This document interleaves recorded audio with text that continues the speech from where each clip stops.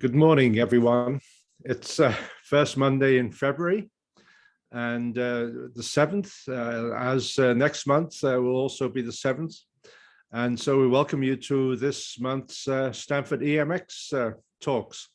And we've got a also fascinating group of two speakers, and also always the Q&A.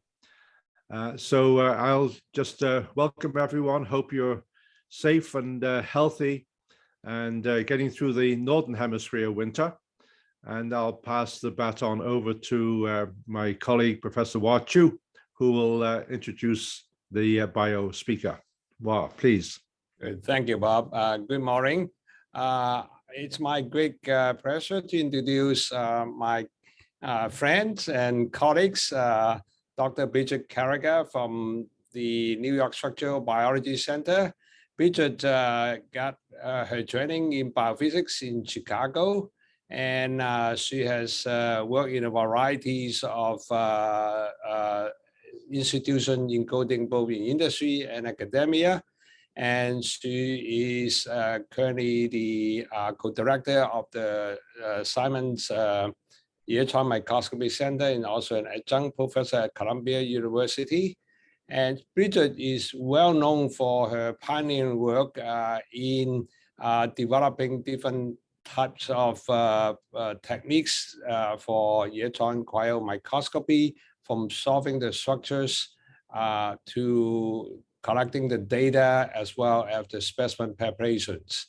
And she has made a lot of headway in improving the entire process, so that we can now all enjoy doing it. And because of her pioneering work, she has been recognized as the distinguished biological scientist in Microscopy Society of America. And it's my great pleasure to have you, Bridget, here to talk to us of your latest development. Thank you, Bridget. Thank you so much, Wa. I've attended almost all of these series of talks, and they've been really terrific. And I'm really honored and a little bit daunted to have been invited to participate. But here goes. I'll just share my screen. Hopefully you can all see that, correct? Okay. Let me know if you can't see it or anything goes wrong. So, as most of you who have been watching these talks are very familiar with now, there are basically at least three different CryoEM workflow or pipelines. There's the single particle CryoEM pipeline, which starts with purified protein, and then the goal is to get to very high resolution structures.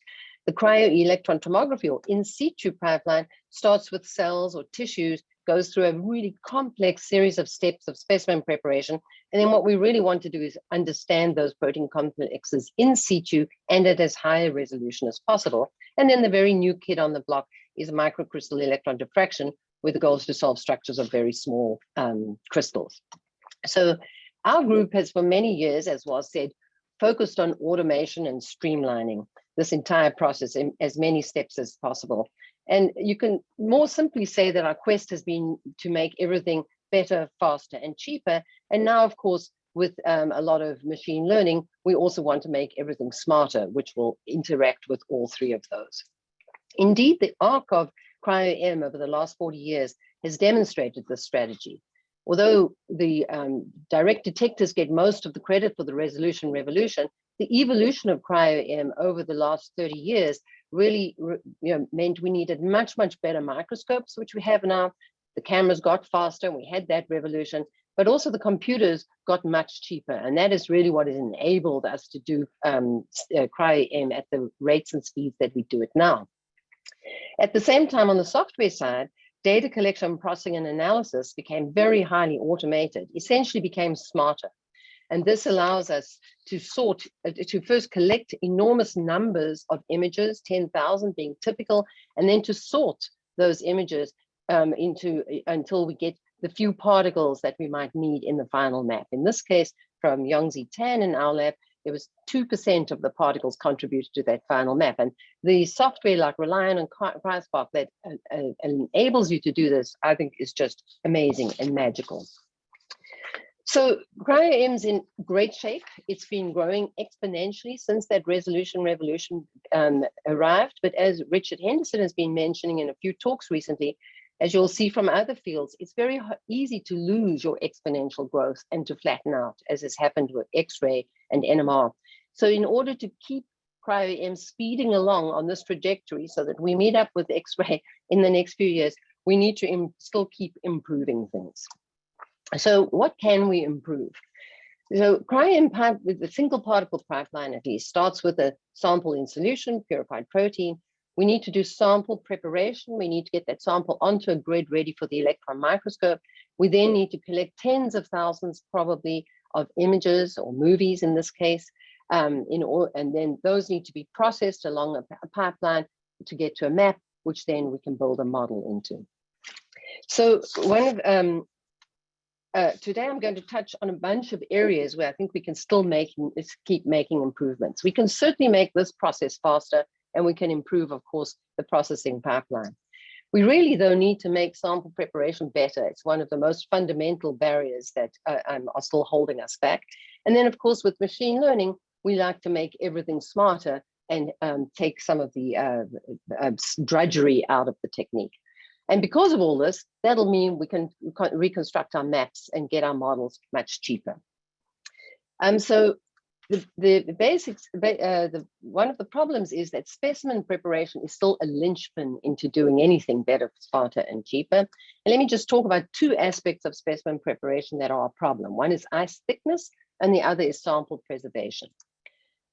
So ice thickness is really a key factor for data collection speed. The way we collect data for single particle CryoEM these days is we do a setup. So we move the electron microscopy stage, and we do some setup, we adjust heights and things like that. And that's expensive and slow.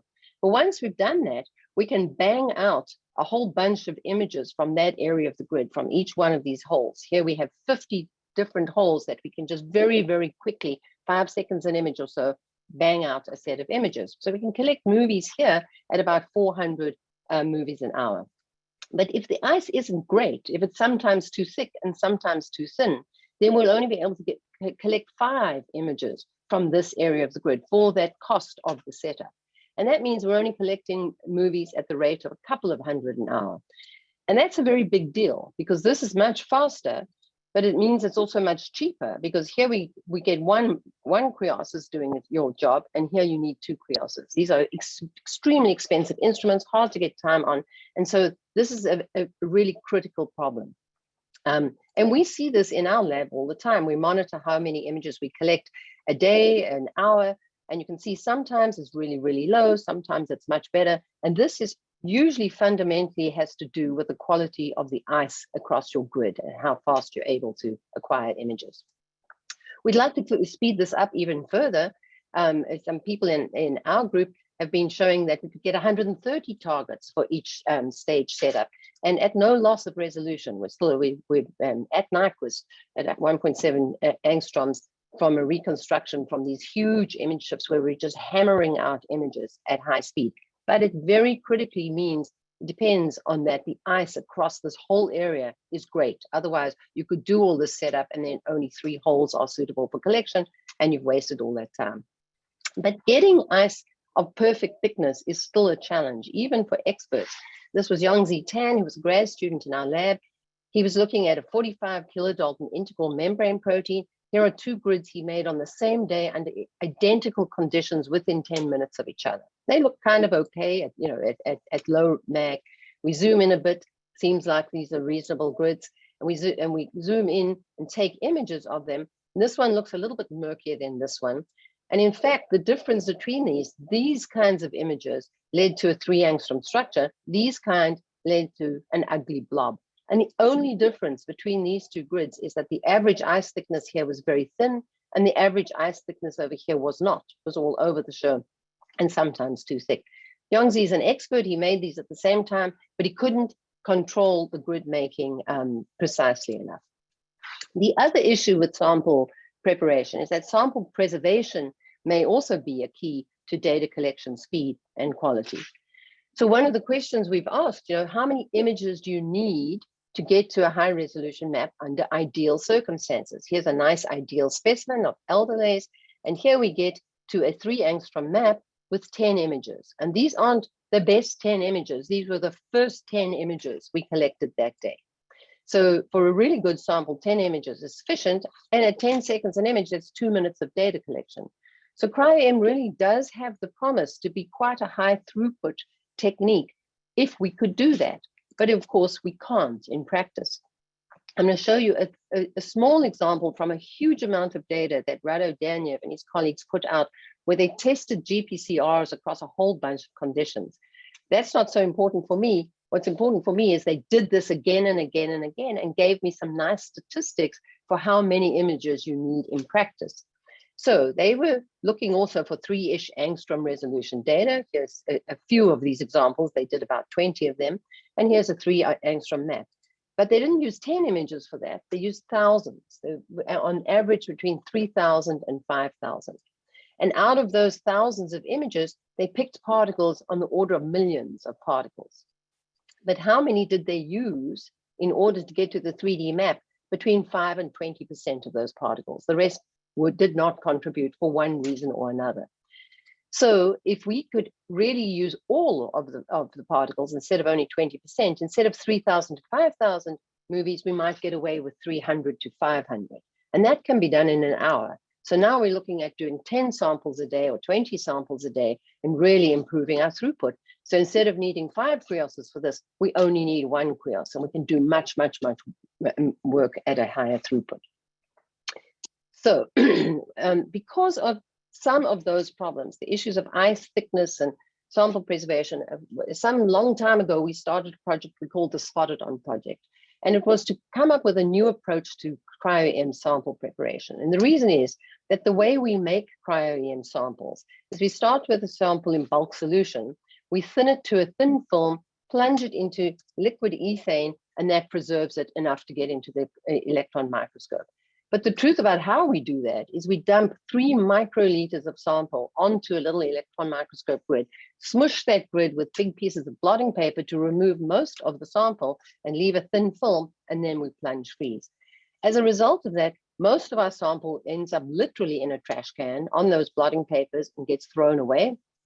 And the quality of the grid is not too surprisingly not very predictable. It's sometimes too thick and sometimes too thin because we're doing we're using macroscopic methods to try and get to a nanoscopic. This is, 100 angstrom or so thick, this thin layer. So we started the Spottedon Project to try and solve those 2 problems. The first problem of throwing away most of the sample, we wanted to address by using piezoelectric dispensing of the sample. So that's the same thing as you use in an inkjet printer. So instead of putting 3 microliters of sample down on the grid, we're dispensing 50 picoliters of sample onto the grid. So micro to nano to pico, these are 1,000 and 1,000-fold drops. So this is very, very little sample compared to this. And then to get around the problem of these macroscopic blotting papers, we wanted to have a self-wicking grid, a grid that didn't need an external blotting paper in order to get rid of the bulk sample and thin it to a thin film. So that's what we did. We built a robot, a Spottedon robot. The basis of this is a pair of tweezers with a grid being held here. And this is the piezoelectric dispensing device. And it's going to spit sample out onto the grid. And here's a strobe light, catching these little drops of liquid flying through the air as they spit towards the grid. And so to operate this robot, we fly the grid past the piezo dispensing device, which is spraying sample along as the grid goes past, and we get this layer of grid squares that are wetted by the sample. To get a self-wicking grid, after many, many years of struggle, Isaac Razenkov and our group discovered a method where you could grow a beautiful lawn of nanowires on a copper grid. And this was in some obscure journal. He found this for some completely other reason.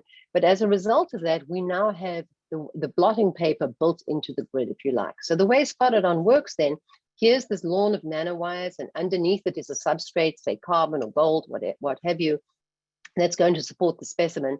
And here I'm just showing a still movie of what happens as this sample flies towards the grid. We have a camera looking at what happens when the sample arrives. And then I've taken a single frame out of that video loop. So what we envisage happening is this: the droplet hits the substrate, starts to spread out under its own momentum, but the instant it comes into contact with those nanowires, it's whisked away to leave behind a thin film. And so that's the basis of Spottedon. Proof of concept long time ago. Here's a line of wet squares right across the grid.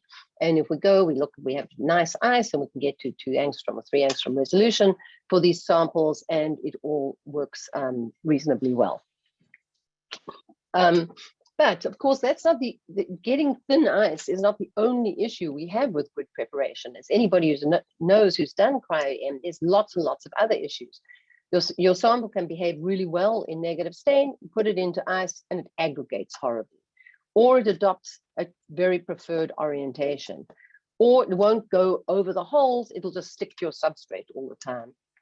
Or many of the particles are partially damaged, and worst of all, they can be completely denatured. You see beautiful particles in negative stain, you go into ice, it's all gone.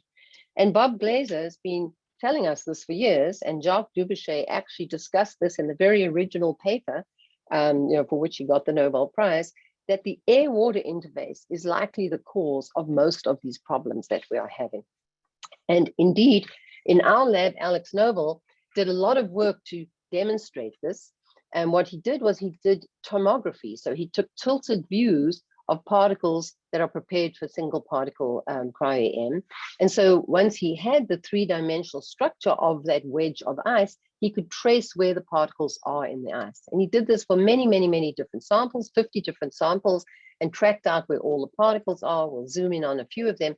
And indeed, what shouldn't be a surprise to us, but to some extent was, almost all of the protein, 90% plus of your protein, is indeed stuck to either both air-water interfaces or one of the air-water interfaces. So that is indeed where your protein is. And we think that is what's causing a lot of the problems and issues we encounter in cryo-EM. So can Spottedon do anything to make that better? And it can. It's not a silver bullet, like none of these methods are, but it does help. And the reason it helps, because in this traditional methods that we use to prepare our samples for cryo-EM, the sample sits in a thin film, giving those particles many chances to bump into the air-water interface for quite a long time. In the Spottedon robot, the sample sits in that thin film for less than 100 milliseconds. So it has less chances to interact with the air-water interface and experience the bad effects of that air-water interface. And so that does indeed help in some cases. We've done quite a few projects where it has reduced sample denaturation. This project we did with Carolyn Lugar, if you prepare the sample for the Vitrobot, this is one of the cases you see nothing, not a single protein complex survives that process. If you do it with Chameleon or Spottedon, the proteins do survive, and that leads you to a 3D structure. And similarly, Wei-Jian Tang from the University of Chicago has a paper in Press showing the same thing for PrEP-P, where if you prepare on the Vitrobot, everything is very denatured. If you use Spottedon, it's better. And similarly, it can help with preferred orientation, and there's a few other advantages of using Spottedon. So the bottom line in all this is we have to really keep our particles away from the air-water interface. And Spottedon can help, but as I say, it doesn't always help. There are cases where it gets stuck. There's many other people working on all kinds of other options for trying to do this, using detergents, using substrates like graphene, sacrificial layers, enclosed systems, many, many ideas. And I hope a collaboration with the material sciences, one of the reasons I'm very keen on this series of lectures, may help us find other options as well. Because if we can solve this problem, that will give us better data, let us acquire it much faster, and make cryo-EM much cheaper. So it's a really big and interesting project. So the Spottedon project was started a very long time ago. Most of that time was spent trying to develop the nanowire grids, or waiting to develop the nanowire grids and failing at everything else. This was our original proof of concept. It's now being commercialized by the company SPT LabTech, and they build this much prettier robot called Chameleon, which does the same kind of thing. So what's next for us? So that project commercialized, but what we're still hoping to do is optimize ice thickness more. The Chameleon does a decent job, but it doesn't do as good a job as we'd like. So here's a typical grid from Chameleon prepared over a holy carbon substrate, and these are the nanowires around it. And we get ice that's reasonably consistent across the grid, but it's still thicker than we'd like, or we can't control the thickness. And there's still quite a standard deviation in the thickness, and more than we would like to see. So if we take a cross section through this Chameleon grid, as I say, there's copper wires on both sides and carbon, holy carbon underneath. And what we see with these grids, at the sample piles up a little bit in the middle. We have empty holes at the edges, and the sample piles up. And there's something about this wicking or the loss of surface tension after wicking that's causing that problem. So for example, if we simply add a gold layer underneath the carbon, not on the side that the sample sees, but underneath the carbon, that's what that grid looks like. And we get more controlled ice. So we get a thinner ice, and it's in a narrower standard deviation. We don't even know why this is happening. We have such a lot to learn about how samples are interacting with substrates. And I think we really have a lot of collaboration with material scientists, with physicists, who can help educate us as to what's going on down there, so we can control it much better. So that's one aspect of what we're working on. And the second aspect is we're using Spottedon now to do so-called time-resolved cryo-EM. And we did that by simply adding a second piezo head to the robot. So now we have two different piezo heads. They both spray out onto the grid as it rushes past, and they spray on top of each other, and the sample mixes on the grid. So what kind of questions might we ask that this project can help us answer? One of them is with Seth Stark's group, where they're interested in the evolution of RNA polymerase interacting with promoter DNA. So if we start with RNA polymerase and DNA, many seconds to maybe sometimes hours later, here's the promoter complex where the RNA polymerase and the DNA are interacting, and the DNA is being opened up ready for replication. But Seth's group wants to know what happens in between here and there.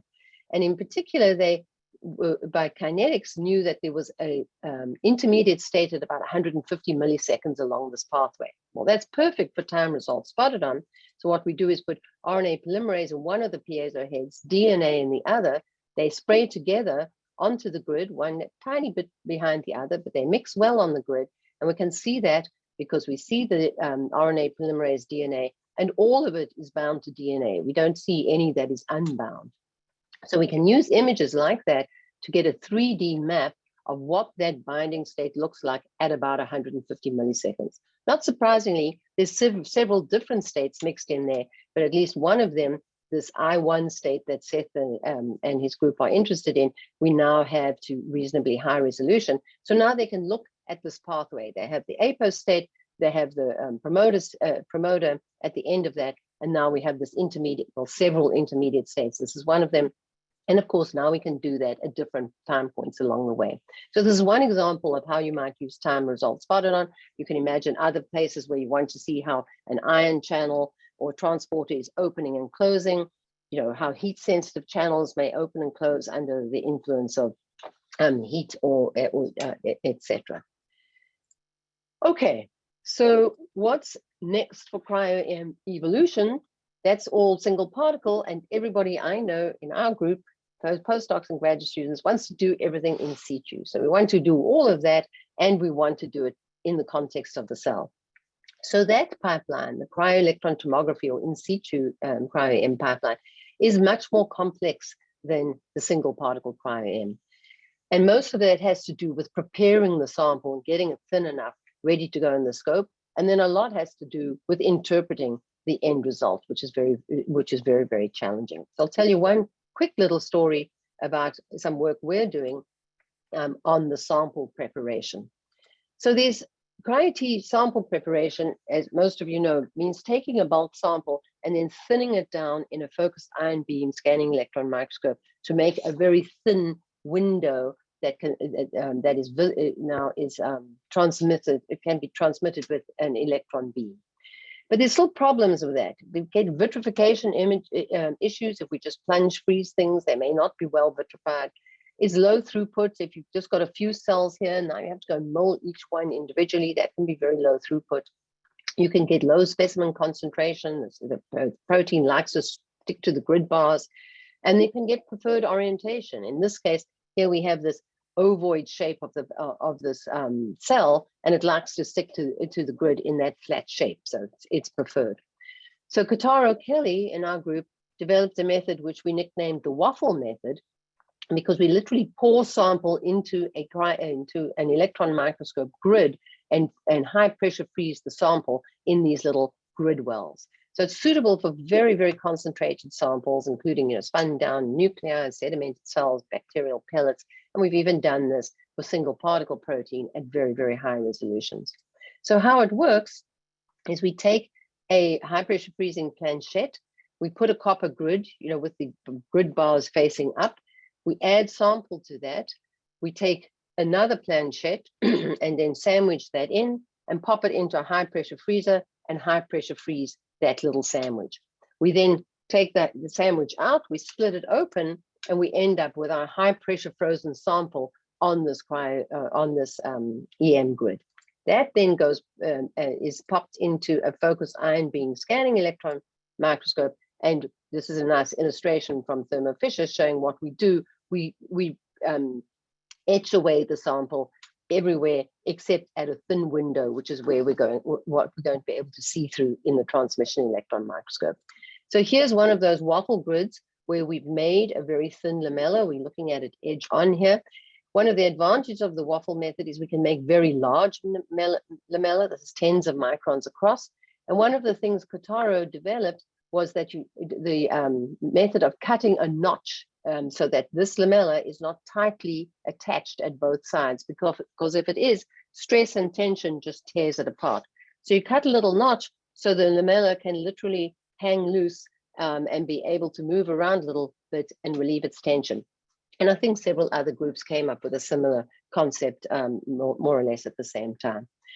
So we can make these very large lamella. Here's some yeast cells. This is 20 by 20 microns. So we can pop that into the transmission electron microscope, and we can take many, many, many tomograms across that waffle. And so we can get our throughput up, because it's all extremely slow going and fairly arduous, this entire method. Okay. So here's a real world example of using the waffle method with Gera Barber's group. So they were interested in looking at these parasites, and they wanted to see a particular structure inside them. When Kotaro and Alex started working with them, these individual samples were just lying all over the grid. You have to cut these waffles one at a time, super tedious. So they used the waffle method where they concentrated these cells up and packed them into this little waffle. And now you can make these enormous lamella with many, many of these samples in there. So here we can look at an area of about 1 micron by 1 micron, each milled one at a time. Here we've got 8 microns by 25 microns. So many, many, many opportunities to look at these samples across the grid. And also here they are very preferred. You only find them in that orientation.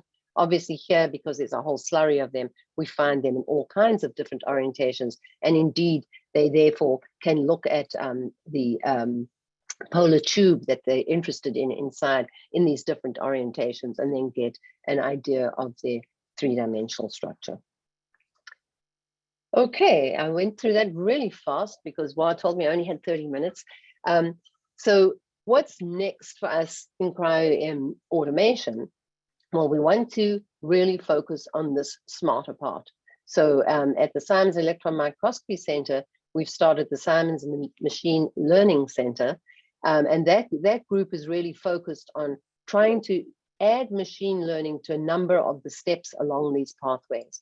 One of which is to try and further automate sample data collection. So right now, the way we start data collection is usually to put 4 grids in the scope, and then a human operator screens through all 4 grids till they find the one that everybody likes, and then they start data collection up. And that sometimes takes hours and hours of the beginning of a day.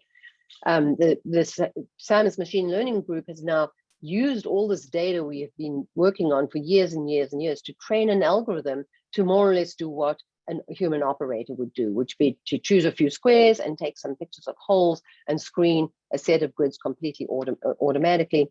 And they can do that faster than a human can, a human operator. The other area, one of the areas they're working on, of course, is the segmentation problem. So segmenting individual particles out of these 2D images is one thing and more or less solved now, but segmenting particles out of these 3D tomograms is exceptionally difficult. And right now, mostly people do it by hand, but because they do it by hand, there's a lot of training data. And I think machine learning is going to make an enormous difference also to this arena. Okay, so that's what I have to say. We work with an amazing group at Simon's Electron Microscopy Centers, about 40 people or so, amazing scientists and postdocs and grad students. And then I just wanted to mention 3 of our alumni. We've had many, many alumni through the group over the years, but Tilak helped develop Spottedon, and Ivan helped develop the nanowire grids, and then Kataro was responsible for the Waffle Method. And so before I stop, I just want to give a shout out to the High Resolution Cryo-Electron Microscopy Initiative from the Common Fund at NIH. So we run 2 centers, WA runs 2 centers. There's other centers at Wisconsin and in Oregon and in Colorado. And the goal of these centers is to give anybody who wants access to both single particle cryo-EM and training, and also to the in situ and cryotomography training and access to instrumentation. Thanks for your attention. Okay, Bridget, this is a phenomenal talk. It's a great progress in the last few years, and the whole community benefit immensely with the intellectual leadership. Bridget foresaw this coming years ago, and make everybody's step easier and faster and better. So thanks very much, Bridget, for this phenomenal development. Okay, so I guess now the floor is open to questions. For those who have questions, please go to the Q&A and write down your questions. So let me try to read out some of the questions, Bridget. First question is, 100 milliseconds still long enough for protein to bump into the water-air interface? Any thought about making that even shorter? Is that 100 milliseconds is the lower limit? No, indeed it's not. It's a great question, and you're absolutely right. Probably 1 millisecond is enough for it bumping into the air-water interface. And that's probably why Spottedon doesn't always help. I mean, it helps sometimes, and sometimes we also run into problems. So indeed, you can make the time shorter. And I think the fastest we can go at the moment on our chameleon is about 60 milliseconds. And maybe you could go faster, but that's where we really would like some help from the material scientists. I told you what we see is sort of sample piling up in the middle of the grid with empty holes around the outside. And the faster we push that process, the more dramatic that effect is. I'm hoping that using gold grids may help us somewhat with that. But we are starting to sort of run into surface tension effects and the rate of spreading and how the sample is interacting with the substrate and things like that. So my guess is you could get down to 10 or 20 milliseconds, by being a bit clever and solving some of these problems. But in the end, you still will get some interaction with the air-water interface. So maybe we need a combination of things. We need detergents and Spottedon and this and that. And these are some of the problems everybody's actively working on. Great. Another question is about the membrane proteins that often prefer slightly thicker ice. So the question is, your machine able to produce just the right amount of ice? Not thick, not too thin, but just make the membrane protein comfortable. Yeah, that is exactly what we're trying to do at the moment. That's why we're trying to control the mean thickness and control the standard deviation. I mean, right now we don't have as good control as we'd like over that, but ideally if we could really understand these things, you'd just dial it in. Say, today I want 100 nanometer ice. Tomorrow I want 50 nanometer ice, and just click the button and get this strip of ice that's exactly that thickness with a very small standard deviation. We're not quite there yet, but indeed we can make thicker ice. I mean, thicker ice is not so much the problem. Thinner ice is more of a problem. And that just means slowing things down a little bit and giving less time or giving less time to wick and things like that. So yeah, you can control those aspects. Great. Another question is related to the sample thinning. Would such process deteriorate some of the fine features of your molecules? If so, how do you overcome it? I'm not sure if they mean sample thinning blotting for single particle or sample thinning cryo-ET. Single particle, I think. It doesn't show. I suppose it's single particle. Oh, well, I mean, we do thin it, I mean, it does go into a very thin film. And as I say, some proteins hate that and deteriorate and denature. Some proteins like apoferritin don't seem to care, or we have enough symmetry, we don't have to worry. I mean, the proof is really in the pudding. We can get 1.2 angstrom resolution structures out of this technique now. So we know it's at least robust against some of the problems. But maybe I don't understand the question. Just, send me a chat later and maybe I can expand on that. Good, thank you. Another question is, how does one make a decision to choose either carbon grid or carbon gold grid to get the thin ice when you start the projects? My own opinion is everybody should use gold. I don't know why anybody uses carbon, except that sometimes, proteins are very picky, and some proteins are happier on carbon than gold. Not a lot of them, but some. If you're stuck and you've tried gold and it doesn't work, and then go to carbon. But otherwise, I would highly recommend gold. You get thinner ice on gold.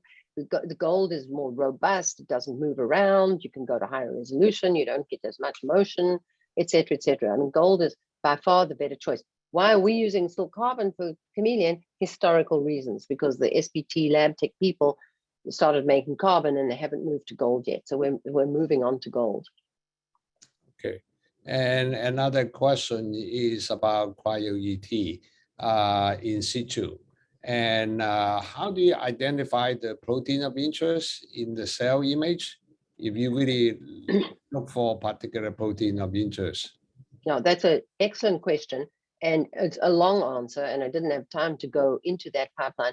But we desperately do need really excellent labeling methods. What we use right now is fluorescence light microscopy. So we have a cryo fluorescence light microscope, confocal one, and what people tend to do is label their protein with a fluorescence label, and then you refreeze or mill or whatever, and you put that into the cryo light microscope and see your fluorescence label, and there you know where to go look for your protein. The problem with that is, the scale of light microscope versus electron microscope is so different. You can locate something in the cryo light microscope to maybe within a micron, but we're trying to mill 200 nanometer thick lamella, so we could miss the whole thing if we're not accurate enough. And so this is, to some extent, an unsolved problem at the moment.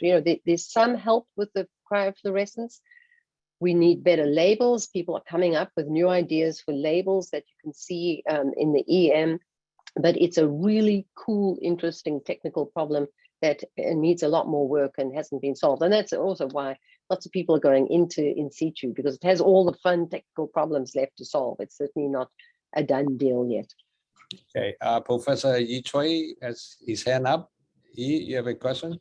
Yeah, thank you. Wow, well, Bridget, amazing talk. Quick question. Since preparing this thin sample is so important for your carbon grid, do you do the, for example, hydrophilic treatment? Because carbon is usually hydrophobic, that will help spread your water. No. Yeah, if you don't treat them to get hydrophilic, you won't get anything. The sample will just bead up into a big ball. It won't spread at all. Yeah, thanks. But even if you spread it, when we first started Spottedon, we thought we'll just get some hydrophilic treatment of the carbon and it'll spread to a really thin film. Well, it doesn't. Even a 50 picoliter drop still has a contact angle big enough that you would end up with way, way too thick sample if you didn't have the nanowires to pull and capillary action force the sample into a thin film. Under its own volition, the contact angle is never going to be small enough to get a thin film by itself.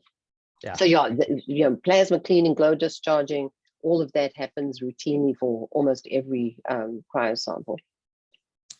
Good. So another question is, do you see any charging on your waffle method? I'll have to ask our group that, but I haven't heard anyone complaining. I mean, we do the standard thing that you have to do a platinum coat on the leading edge and, all of that. But as far as I know, we haven't seen massive problems, but I'll ask them and I'll report back. I'm not sitting in front of the microscope, sadly, doing tomography on waffles, although I have started sitting in front of the microscope doing smart legonons. So that's what we call our machine learning version of trying to, ease the operator's burden at the microscope. So I'm back at the microscope or back at the computer. Good. Why doesn't the ice melt in the focus ion beam microscope? That's a really good question, and we owe, as part of this field, to Mike Marco, who years and years ago, I think 20 years ago or more, proposed that you could do this to thin specimens and did an enormous, and everybody always hates a new idea, right? They all said, no, you'll damage your protein, it'll be cooked, it'll be beam damaged, etc. And he did a ton of work to show actually it doesn't. Why exactly, the physics of that, I don't know off the top of my head. Maybe we once knew when Mike was first explaining it to us, but in fact, it's been shown in all sorts of numerous ways that you do not damage it enough to lose high resolution information. And also remember, we're looking in bulk, the thing is 200 nanometers thick. We're looking at proteins that are in there, not the ones right at the surface. But there's been a lot of work done to show that. Okay. Another question is about what's the limits of cryo-EM in time resolved structural determinations? The limit of time? Time resolve. Yeah, right now our machine can do sort of, I don't know, maybe 50 to 400 milliseconds.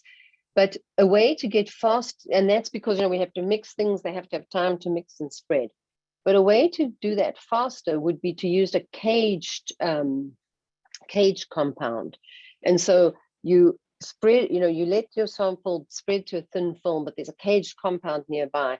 And then just as the sample's about to hit the ethane, you could flash it with either heat, heat if you just wanted to see what the heat had effect, or light to release a caged compound in order to mix with the sample that was still there. That sounds sort of so unlikely to work, but in fact, it's been done. Sriram Subramanian did it a long time ago. Nigel Unwin might even have done it. So that sort of thing has been done. And I think if we can set up our Spottedon to do that, and in fact, we're planning to do exactly that. And if you did that, then you could do that flash either of heat or light a few milliseconds before the grid slams into the ethane and stops everything. So you could go down on the order of a few milliseconds, not femtoseconds like the Fels people are doing. But we're always going to be on the order of milliseconds, but it could be a few milliseconds to hundreds of milliseconds. Okay, there's still quite a bit of questions. In view of the time, we have to stop here, and I encourage the audience to stay in tune after the second speakers, and Bridget will stick around, and then we will have more chat and answer the rest of the question. Bridget, thank you very much for this outstanding talk. Thank you very much for listening. Okay, thank you. Thank you, Bridget. That was being a practical person myself. It's very reassuring, but of course, the challenging to recognize that specimen preparation is still the key to so many things. I'm also interested by how the machine learning, whether ultimately it's the human who decides what is the most important thing to study.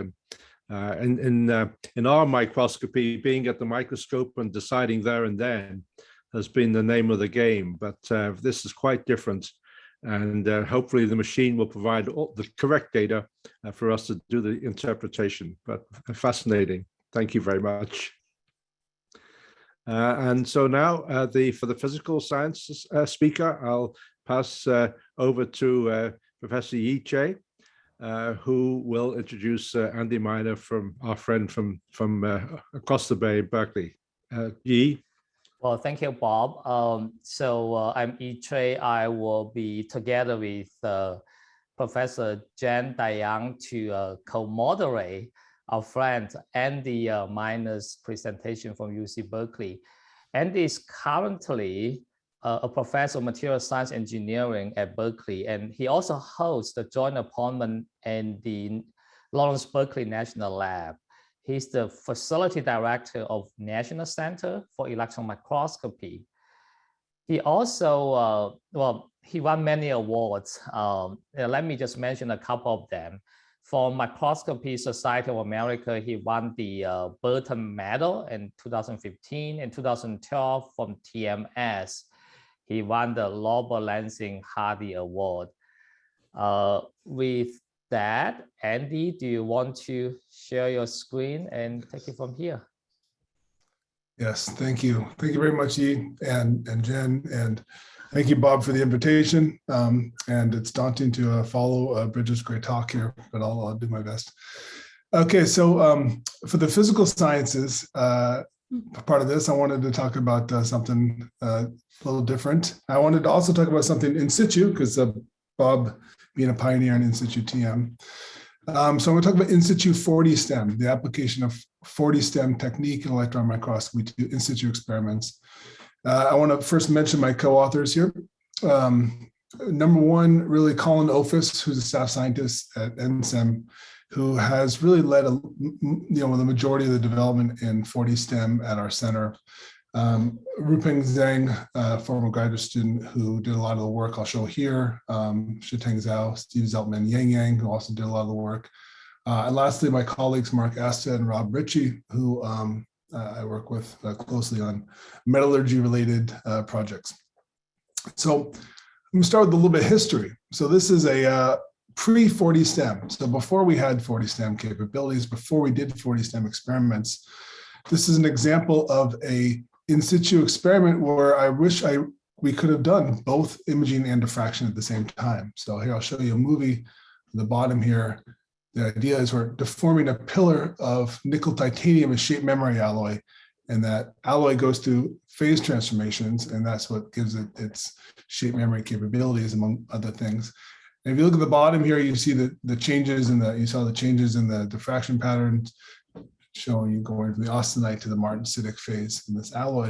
And if you look at the curve here, it looks good. You can match up exactly when these transformations took place. The problem is if you now analyze it afterwards and you say, well, how big is this large displacement here when the phase transformation took place? If you look at the curve, it's 132 nanometers. If you look at the video, if you did this now in real space with an image, it's about 300 nanometers. And so it didn't make sense. And it really showed us that most of the transformation is actually happening in the substrate below. And so this is an example of where you had information from diffraction that helped you confirm the phase transformation. So you knew the phase transformation was happening only because of diffraction.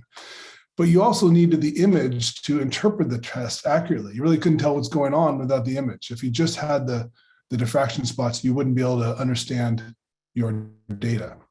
And so this was 10 years ago, before we had 40 STEM. And I always remember at that time thinking, most transformations are irreversible material science. In biology, of course, you can have reversible transformations. In chemistry, you can have reversible transformations. In material science, because of microstructure and never having the same sample, most things are heterogeneous and not reversible.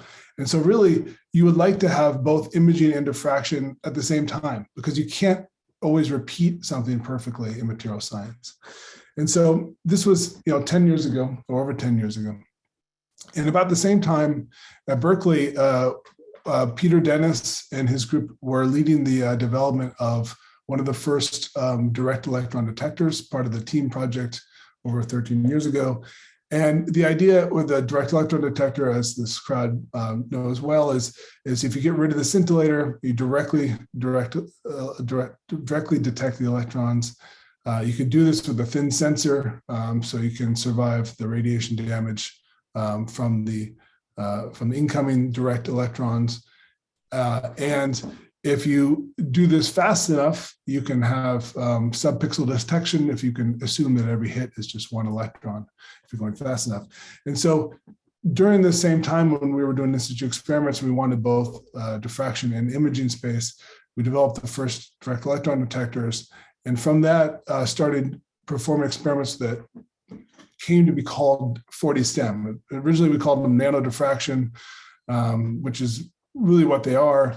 But 40 STEM comes from the idea that if you scan a beam in 2 dimensions and you record in each pixel a 2-dimensional diffraction pattern, there's your 4 of the 40 STEM. And you end up getting an incredible amount of data. Before direct electron detectors, you really didn't have the speed to do this in scanning probe microscopy, because scanning microscopy, because you would just take a linear signal off something like the high def detector. But now you can actually capture the diffraction patterns at every point.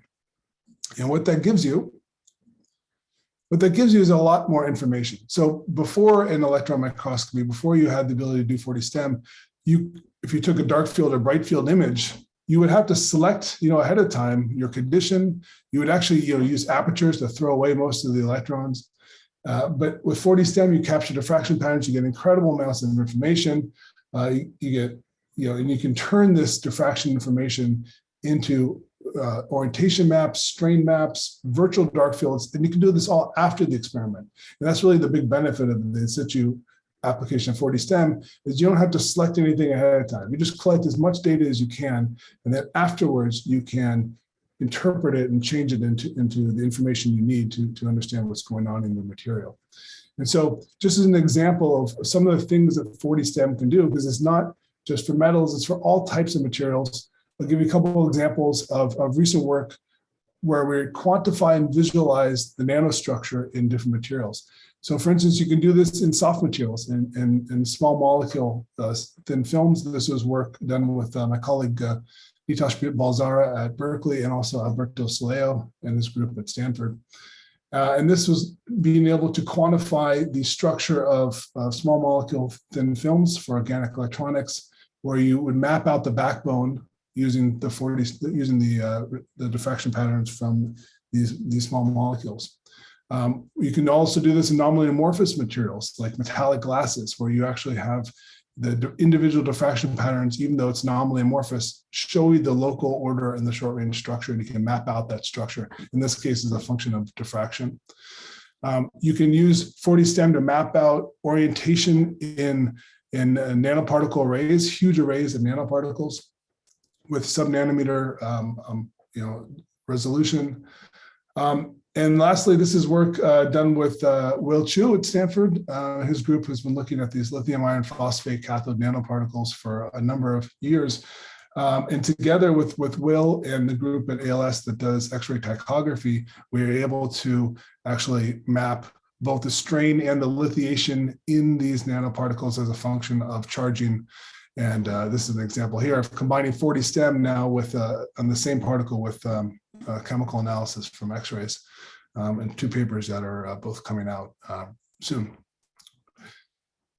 In terms of the technique itself, I talked about history. So 10 years ago, we started this with some of the original detectors, and it was really difficult. And there's a lot of MATLAB scripting by individual graduate students. It's become a lot more sophisticated, and this is largely due to Colin Ofis and Ben Savitsky, his postdoc. And part of the sophistication is open source Python packages that they developed and have published. One's called, the main one's called Pi40STEM. And this is an example here on the left of the types of analysis that this package does. It takes your diffraction patterns, it breaks them into Bragg vector maps, and it helps you classify this data. And this is using a template matching scheme. On the right is the latest iteration that was just recently published. This is ACOM, or automated correlation, automated crystal orientation mapping. So the idea here is, if you have all these patterns and you know ahead of time what your crystal structure is, you have a CIF file, for instance, you can simulate all the different orientations of your structure and then match those simulations to the actual data and back out orientations. This is all automated. So this is getting really easy, especially for those graduate students who used to have to do a lot of this stuff by hand. It's amazing what these computer algorithms can do. I want to talk also about another example of improving the precision and the accuracy of 40-STEM measurements. And this doesn't come from software and analysis. This comes from basically forming structured probes to help your analysis. So if you look at a typical diffraction pattern, especially from a rather thick material where you have a lot of dynamic scattering, the disks you get from a nanobeam diffraction pattern are complicated. You've got a lot of dynamical diffraction, so streaks, lobes, all these types of things inside your diffraction disks. You have a lot of diffuse scattering oftentimes between the disks. And so if the job of your algorithm is to determine the position of these disks and relate that to a d-spacing in a crystal structure, the more complex the actual image of the disks in your pattern are, the harder that is to do. So what Colin Office and Steve Zellman did is they figured, well, let's put a pattern on these disks, and so that we actually have as many edges as possible. The more edges you have in certain algorithms, the easier it is to detect the centroid of those disks. So we microfabricated and used a focused ion beam at first to make different, what we call bullseye apertures. And to give you an example of what it looks like, so on the top here are, and this is for silicon, on the left is thin, on the right is thick, without the bullseye apertures. On the bottom is the same sample with an aperture put in the condenser plane, just puts a pattern on the actual electron beam itself. And you can see many more edges. It's much easier for the algorithms to find these disks. And that's shown here. If you look at what's called a cross-validation error. So the idea is you index half the pattern and then you test how well you indexed it by predicting the other half of the pattern. And basically you can look at the precision of your strain measurements now. If you have a thin sample, you go from about 2% in terms of your precision down to 0.6%. In a thick sample, it helps dramatically. So if we only have about 5% precision before in measuring the accuracy of your strain, you go to about 1%. So for thick samples, this makes a big difference. And another improvement to the 40-STEM capabilities that we've developed or at least implemented at NSEM is, for instance, energy filtering. So if you put, if you have a GIF, like we have a new continuum GIF, and you have a direct electron detector at the back of that GIF, you can perform energy filtered imaging. And this, of course, helps dramatically if you're trying to get rid of the diffuse scattering, especially in thick samples, which are what would be typical for in situ experiments. So with all these new tricks and tools, I want to now talk about implementing this, an example of how you apply 40-STEM to real material science work. How you do that, for instance, in terms of mechanical deformation and mechanical deformation experiment, you would take blocks of diffraction patterns while you're deforming a specimen. And you can basically do this in two ways. You could either take diffraction patterns continually while you just continue to pull, or you can actually pull and stop and then take a whole field of view of diffraction patterns and then pull again, stop and take another. So it's basically there's two modes of operation. So the example I was going to use today is one of the most interesting and hot fields of structural metallurgy, and that is medium or high entropy alloys. The idea of high entropy alloys is most metals are single phase and they have what predominant dominant element. So steel is mostly iron, nickel alloys are mostly nickel, et cetera, et cetera. High entropy alloys are a little different. In this case, you mix in equiatomic proportions different metals. And by doing this, you frustrate the formation of second phases. You end up with a single phase, which is good usually for mechanical properties. And you end up with incredible properties and also a virtually unlimited possible combinations of alloys you can make. These high entropy alloys have among the highest, if not the highest, fracture toughnesses ever recorded, especially at low temperatures. They're incredibly interesting because you can make so many different kinds, and there's a lot of room to understand what's going on here. One of the main questions that we've been focused on recently is the idea of short range order. So if you mix these, for instance, 3 or 5 elements together in equal proportions, are they actually perfectly random? Are they actually perfectly mixed? Or is there some local order there? The local order was predicted by my colleagues and others a few years ago, predicted with DFT simulations. If you just look at the basically the bond, the different bonds of the different elements, in this case, nickel, chromium, and copper. For instance, you can predict that the chromiums don't like to be next to each other. And so because of that, they would drive the formation of short-range order. Another interesting aspect that came out of these DFT calculations is that if you just calculate the stacking fault energy, meaning basically the tolerance of the lattice to defects, it's actually negative. And so what that means is this FCC structure actually wants to be HCP. And that's another interesting thing about these alloys. And it turns out it plays a big role in the deformation of these alloys. So in terms of short-range order, we used not 40 STEM, but in this case, energy filtered TM to show that there is short-range order. In fact, we could show that there is as a function of aging in this alloy. So here's three different aging and quenching examples. And if you age it and then quench it after 1,000 degrees, you can actually form dark field images of this diffuse scattering between the main reciprocal lattice spots that are representative of the clusters of short-range order. And you can also see this with high resolution TEM. A little bit harder to see, but on the left is a water quench, so a perfectly random or as close to a perfectly random solid solution as you'll get. And then on the right, you can see some of these lines here in these clusters that also match up to the same diffuse scattering shown on the right. And if you can image the short-range order clusters, then you can measure them, and you can actually measure their size distribution and discuss and start to examine what they are actually doing in terms of improving the mechanical properties of this alloy. Up here on the left is one of these dark field images of the short-range order clusters. You can see that the same clusters actually light up with two different diffuse scattering directions, which suggests some sort of three-dimensional shape. In general, they're about 1 nanometer big, so it's a couple unit cells. It's basically a couple unit cells of order in what is otherwise a random mixture of elements.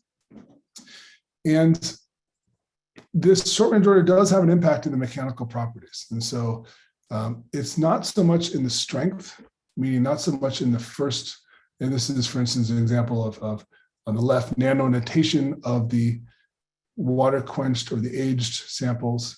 And on the right, tensile tests of the water quenched and the aged. So the blue is the one that has short-range order in it. There's a slightly higher yield strength, but this is actually not as important as what happens after yield. And what happens after yield is actually shown on the bottom right here, and it's the work hardening rate. So in metallurgy and structural materials, you want your material to harden. And so as you pull it, you don't want it to get soft like bubble gum and just fall apart. You want it to get harder and harder and harder. And the work hardening rate is incredibly high for these materials, especially when there is short-range order. And so one of the questions is, what's the short-range order doing to lead to this high work hardening rate in these normally random alloys? So we started with some experiments on what's called a push-to-pull device, where we fib out a thin section and we put it across this little device here.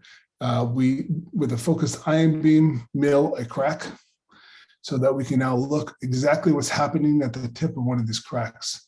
And we wiggle it back and forth in what is sort of a pseudo fatigue test. And fatigue is important in material science and structural materials because most everything eventually breaks from fatigue. What you see in the diffuse scattering up close, if you do a nanobeam diffraction experiment of this cracked tip, and this is these bullseye patterns here, you see between the reciprocal lattice points, you do see this streaking. The streaking comes from, if you look in high resolution on the right here, stacking faults. So stacking faults will give you, changes in order in the 1-1-1 direction, and you end up getting streaking in the 1-1-1 directions in reciprocal space. And from this diffuse scattering, you actually can make, sort of toggles back and forth there, you actually can make virtual dark fields in 40STEM using the diffuse scattering from the stacking faults. So you're at a resolution here. If you see the micron bar at the bottom right is about 10 nanometers. You're at a resolution where you don't have to be everything perfectly lined up for atomic resolution to see the stacking faults. You don't have to be any specific diffraction condition. You simply just raster the sample, take all the data, and afterwards you visualize the defect structure from the diffuse scattering in reciprocal space. And so by doing this, we actually can look at the formation of the first defects at a crack tip while we're deforming these materials. And as you'll see, the first defects really showed us a lot in terms of what the short range order is doing. Here's the crack tip on the top here. This is a virtual 40STEM. The bottom is the strain field in just one direction. And again, at every pixel, I have a diffraction pattern. And that's how I'm making these images. I'm making these images from the analysis of those diffraction patterns. And after the first push or the first opening of the crack, you see stacking faults extend from this crack tip. And then interestingly, after you release, if you unload, they go away. And so you'll see defects that get pushed out, and then like a zipper, it zips right back up. And if we look at, this is the same experiment here across the top, high def image, strain fields, orientation fields, and then on the far right, the stacking fault image. So you load it up, you see the stacking faults, unload, they're gone. And then after 1,000 cycles, by that point, you have actually cleared out the short range order in those defect structures, and these defects extend all into the material. And you're starting to really start to get deformation. Now compare this to, so this is the short range order material, nickel, cobalt, chrome, nickel. Here's pure nickel. So this would be the sort of the control experiment where you have a really high stacking fault energy. You don't have short range order. There's nothing to order there. It's pure nickel. And you don't see any of these extended defects. Instead, you see local bits of dislocations that form the crack tip. You don't get the long extended defects that you do in the medium entropy alloy. So in terms of what these short range order defects are doing, they're really leading to this high aspect ratio defects, these long, thin defects that are good for deformation. So you saw that in the 40STEM here, and in the bottom is the little cartoon of what's going on in the nickel local defects.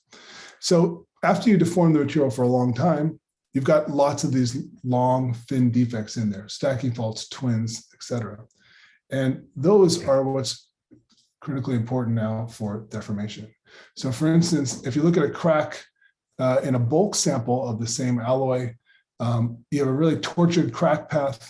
It's transgranular. And if you now look up close at the deformation near this crack path and start to deform it in situ, you can see the evolution of these extended defects, nanotwin stacking faults, in relation to the crack and how it actually leads to crack deflection. So this is actually a crack here. We're fatiguing the specimen. You already have lots of these long, thin, extended defects in the sample. And you actually see in this thin region here, more formation of these stacking faults and nanotwins that then intersect with other stacking faults and nanotwins. And I'm just going to move ahead here. And in the end, you see the dramatic deflection of a crack shown here. So if you look at the bottom right here, this is not at all exactly what you'd expect. This again, this whole region is one grain with just lots of twins and stacking faults in there. And this is a really dramatic deflection of the crack that happens because of these extended defects, showing us why these high entropy alloys actually have such high fracture toughnesses. And you can simulate the same structure and look at the fact that the nanotwins are what's helping you to deflect the crack. And the more deflection you get, the better the fracture toughness. So just as a summary of these alloys, if you have high stacking fault energy, sort of a normal metal, you get full dislocations, meaning the dislocations come off and that's it. They're by themselves, they tangle up, but they don't leave behind this critical extended defect, these long, thin structures. As you have a medium entropy alloy with short range order, you'll have the first dislocations that will start to break up this short range order. And after a while, they destroy the short range order as they're going through the alloy. And because of that, you get the long extended defects after you've cycled this or deformed it a little bit.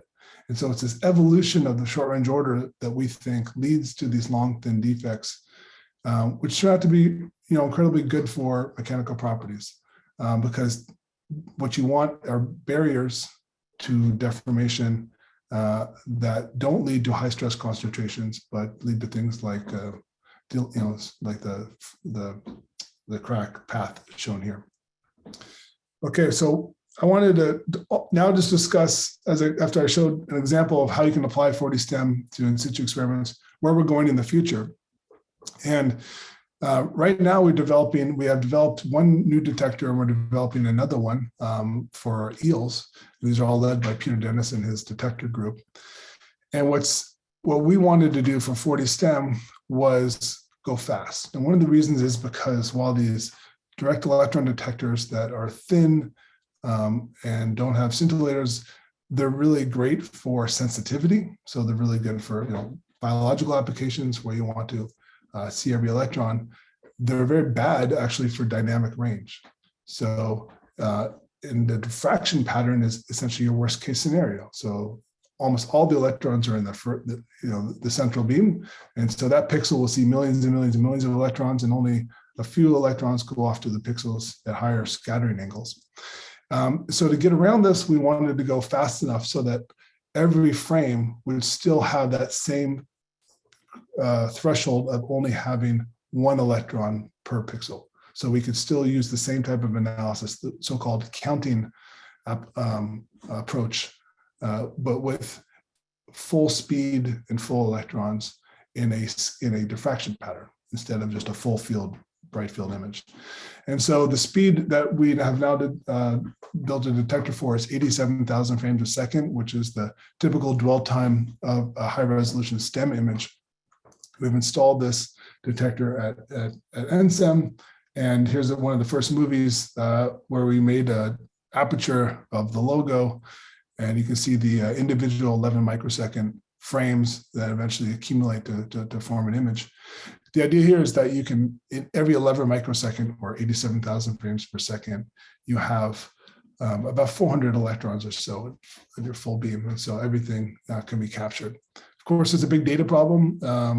The data rate of this detector is 3 terabytes a minute. So it's equivalent. When we first did the calculation, we realized it's the equivalent to the data rate that the world uploads to YouTube at any given time. So it's a huge amount of data, but we've come a long way in addressing that in terms of having direct links to our supercomputing center at Berkeley, and also just to reducing the data on the fly with various counting algorithms and such. Okay, so that, let me just conclude by saying, as a technique, 4D-STEM, it's in its infancy. I mean, we really, all I've showed you is a relatively slow test at room temperature. And of course, what we want to do is this type of experiment at different environments and in different sample geometries. And lastly, sort of like Bridget, she's running a user facility for biological structures, and at NSEM we are also a user facility open to the public, calls 2 times a year for anybody in the world to come use our instruments for free, and we have great staff to help with the high-end applications. So with that, I'm done, and I'm happy to take questions. Great. Thanks so much, Andy. For those on the line, I can testify that you have amazing tools and amazing staff. Thank you for accelerating the work that we're also trying to do. Really beautiful talk. What is the best temporal resolution you can get in 4D-STEM? Do you think you can get down to sub-microsecond, or could you somehow combine 4D-STEM with some time-resolved EM techniques? Well, yeah. So I mean, the 87,000 frames a second is the individual frame, and then what, how fast you want to do an experiment really depends on the field of view, right? So how many pixels do you want at that data rate? And so in reality, you also are limited by electrons as most materials, and so that's probably the limiting factor right now. So going faster than 1,000 frames a second starts to have really sparse diffraction patterns. And sometimes that's good, depending on your material. Sometimes that's bad. And so it really totally depends. In terms of time resolve, that's a whole different story, because, you have to figure out how to have a photocathode involved and all that kind of stuff. But in the future, absolutely, why not? Having synchronized timing between all these things, it's absolutely possible. We did work a little bit with a group, a company called IDES, which now was bought by Joel, on synchronizing their high-speed beam blanker to help us run 40 STEM experiments using that to raster the images across a single frame to then speed up the rate. So that does work. We did one experiment. I think we're still analyzing the data. Yeah. Cool. That sounds awesome. Another question, let me just check the Q&A, is, let's see. I guess maybe adding on, to more dimensions, like what are the prospects of, combining, say, 40 STEM either with, tomography or getting, the Z direction along the electron beam? Yeah. Okay. All great questions. Yeah, you can. So we have, for instance, synchronized 40 STEM with EDS. You can, the way that, people in microdiffraction also have, for instance, they take diffraction patterns and they'll rotate the sample at the same time. You could do that here. There's really no reason why you couldn't. The Z dimension is interesting. That's something we're working on right now with simulations to back out the thickness by basically simulating different thicknesses of diffraction patterns and matching your dynamic, scattering that way. And so I do think that's possible. Cool. Kind of a question that comes up quite commonly. How do you quantify the beam effects during the phase transformations? Well, okay, so it depends on the material, of course. In the metal I showed you, there's no beam effects. It's metals are fine. They don't heat up. They if you're the threshold for knock-on damage is usually much higher than the beam energy you're using. In soft materials, which is something I didn't get into today, but I've done a lot of work on, and the interesting thing there is 40 STEM is really sort of an empirical way to directly measure that beam damage. And what I mean is, if you have, for instance, scattering, semicrystalline material, or even scattering of an amorphous material to some typical atomic spacing, you can just change your dwell time, you can change your spot size, you can change your step size, those three parameters empirically, to just run a bunch of different tests at different rates, see which one has enough diffraction left to analyze. And so it's almost, it's, the word diffract and destroy has been is applied to a lot of different types of techniques, of course, especially down at Stanford, down at SLAC. But it really is diffract and destroy. You're destroying the beam, you're destroying your sample. But as long as you can, as long as you can index your diffraction pattern, that's all the information that is in the individual pixel there. And so you actually, it's actually really straightforward. It's a very nice way to evaluate beam damage, because you basically go until the sample is damaged too much to get anything out of it, and then you take a step back and you use that data, and that seems to work really well. Cool.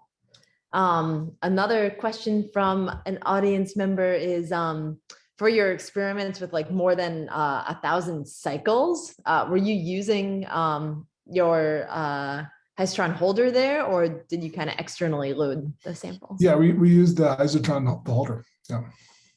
Yeah. So Didn't take Cool. 40 stem at every cycle. It was the first Yeah. 2 and then 1,000. Cool. And then also in the Q&A, have you done any 40 work on aluminum, cobalt, chromium, iron, nickel, like kind of the Other high entropy alloys? other higher dimensional alloys? Well, we've stuck mostly to this Cantor alloy and its equivalent, the nickel, cobalt, chrome. But we're starting now with the BCC high entropy alloys. And then we're also taking a step back in and looking at a little bit of short range order stuff with small amounts of aluminum in there. Yeah, we've done a lot of work on titanium alloys, actually, that do have short range order titanium aluminum alloys also. Cool. And then I might have missed it in your talk, but what are the beam energies that you're typically using? Typically 300 kV. And our new detector, actually, one of the benefits of this new really fast detector is it's back thinned, and so it actually works also well at 80 kV. And so that's a sort of side benefit of that detector. Yeah, I mean, really depends on your depends on your sample, the thickness, the material, all that stuff always. Cool. Final question that I'll ask from the Q&A that I also had pop up. When you're looking at the phase transformation, is there any way, maybe from the diffraction pattern or each of the points, where you can measure kind of the free energy changes associated with that phase transformation? I don't think so. There's so many parameters you don't know in a sample like this. There's so many things you don't know. I mean, the temperature, the local temperature, The local temperature, exactly. that kind of thing. There's so many things you don't know, and also it's, in the end, 40 stem is limited because it's a through thickness average of whatever you're looking at. So if you're sample, just like any TM experiment, you're assuming that everything in that thickness is the same, unless you do something like tomography and understand the surfaces and all that kind of stuff. Cool. Well, thank you so much, Andy, for a really wonderful talk. Bob, I will hand it back to you to wrap things up. Thank you, Jen. Right. Well, thank you, Andy. This is fantastic.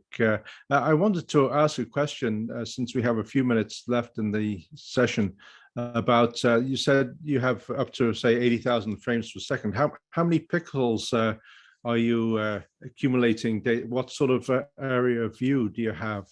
That detector is, I think it's 576 by 576, and that's because, of course, this was designed for diffraction. So getting bigger and bigger amounts of pixels is not as important as it would be for Bridget and biologists. So it's this, like, the probe size is must be 1-2 nanometers or so, because the diffraction, when you going down to below 1 nanometer, what does that mean in a sense? Yeah. Well, it's right. In 40 stem, your trade-off is the size of the beam versus how parallel the beam is.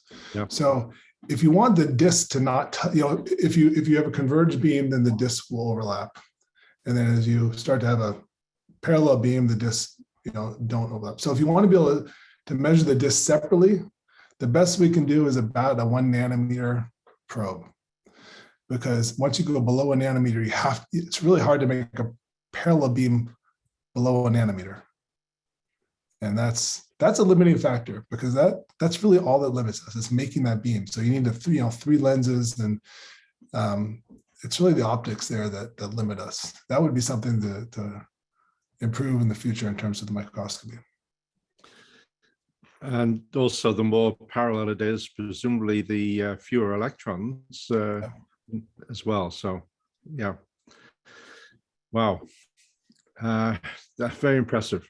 Do you see any other questions, Jen, or should we just bring the formal session to a close, and then we'll carry on being online for people who'd like to join in? Yeah, let's do that, Bob. I think we have most of the questions answered that I saw in the Q&A. Okay, great. Thanks. I know that there was Bob Glazer asked a question online for Bridget earlier. I don't know if that came through, but we will say farewell then to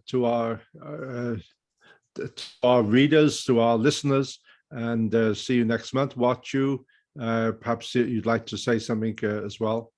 Yeah, all right. I thank both Bridget and Andy for these outstanding and inspiring lectures. And there are still remaining questions. I think we will stay online.